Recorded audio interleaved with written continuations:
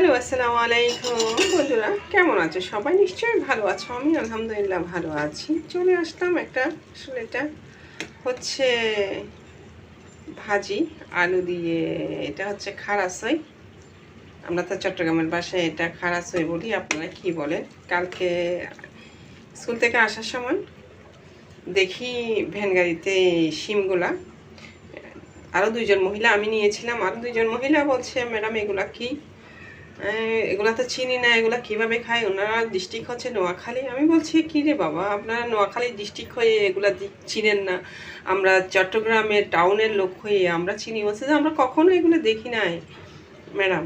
বলছি কি বলেন? হ্যাঁ, আমরা এগুলো কখনো দেখি না। বলছি কি বলেন? আমরা চট্টগ্রামের টাউনের লোক হয়ে আমরা এগুলা চিনি, এগুলো আমরা খারাপ হয়ে বলি, বাট আপনারা দেশটিকে আপনারা এগুলা কি বলেন, অন্য দৃষ্টিকে কি বলে জানাবেন। কিন্তু আমরা চাটগাঁয়েরা এগুলা কিন্তু খারাপ হয়ে বলি। একটা আলু দিয়ে ডিম দিয়ে ভাজি করলাম, অনেক সুস্বাদু, খেয়েও দেখলাম অনেক টেস্টি হয়েছে, তার জন্য একটু আপনাদের সাথে শেয়ার করলাম। কেন কালকে মহিলা দুইজন নাকি এগুলা কি বলে, ওনাদের ডিস্ট্রিক্ট নাকি। আমি জিজ্ঞেস করছিলাম আপনাদের ডিস্ট্রিক্ট কোথায়?